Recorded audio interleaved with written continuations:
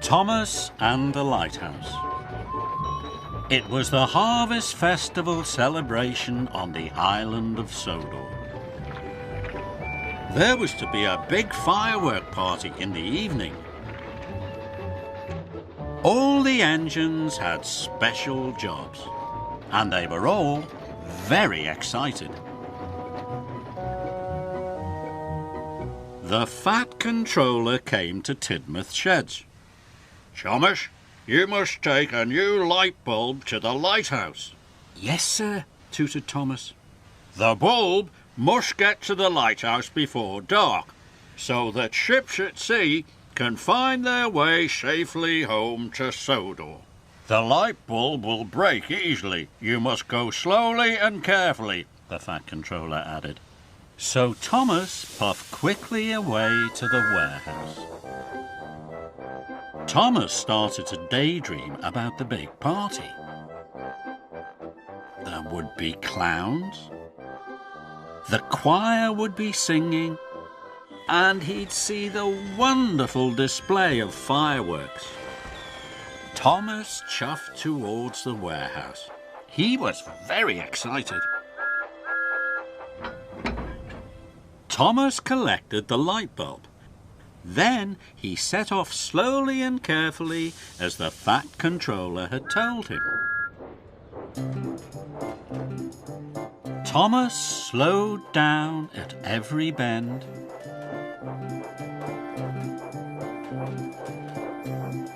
And chuffed carefully through every junction. Thomas stopped at a signal. Emily was there. She was pulling the merry-go-round. She was very excited. "The fireworks are going to start when it gets dark," she cried. Thomas wanted to be back in time to see the fireworks, but the lighthouse was on the far side of the island. It was a long way, and it would take a long time to get there. Then an idea flew into Thomas's funnel. "I'm sure the light bulb wouldn't break if I went just a little faster," he chuffed. And so Thomas speeded up, just a little. Thomas puffed along. He saw James at the water tower. James had trucks and trucks of fireworks. "This is gonna be the biggest firework party ever," James whistled happily. Now Thomas wanted to see the fireworks even more. "I'm sure I can go just a little faster," he chuffed. So Thomas speeded up, just a little more. Thomas chuffed faster still. The bulb started to rattle and shake on his flatbed. Every time Thomas met another engine, he became more and more excited.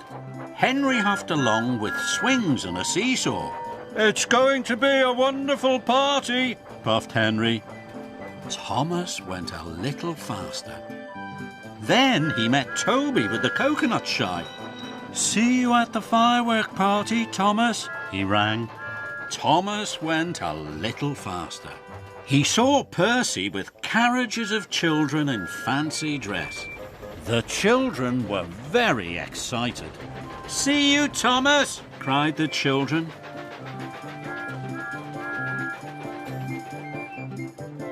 Now, Thomas wanted to be back for the firework party more than ever. Before Thomas knew it, he was puffing very fast. Then there was trouble. Harvey was replacing some tracks. Workmen had put a barrier across the line. Thomas was now going too fast to stop safely. He bashed into the barrier and the light bulb broke. "Cinders and ashes," cried Thomas. "The lighthouse will not have its light and the ships won't be safe at sea." Thomas knew what he must do. Thomas puffed quickly back to the warehouse to collect a new light bulb. He knew now he would be too late to see the fireworks. Thomas had to stop at a signal. Edward was waiting. He was very excited. "I'm off to collect the Chinese dragon," he tooted. But all Thomas could think about was getting the new light bulb.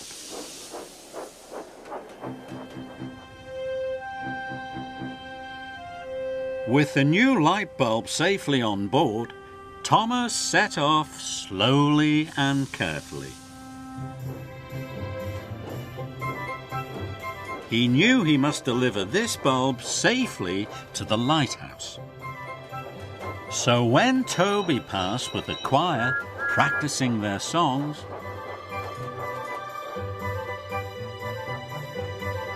and when Edward passed with the Chinese dragon, Thomas didn't think about the firework party at all.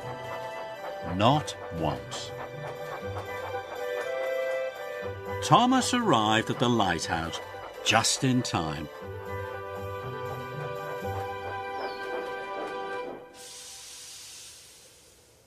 The bulb was quickly unloaded. "Thank you, Thomas," said the lighthouse keeper, and Thomas puffed back to Tidmouth sheds. He knew he had missed the firework party completely. Then Thomas came to the top of a hill, and he saw a wonderful sight. The lighthouse beamed brightly. The ship's lights twinkled in the harbour, and the sea reflected the stars. And even though there were no rockets or Catherine wheels, Thomas thought it looked as wonderful as the fireworks.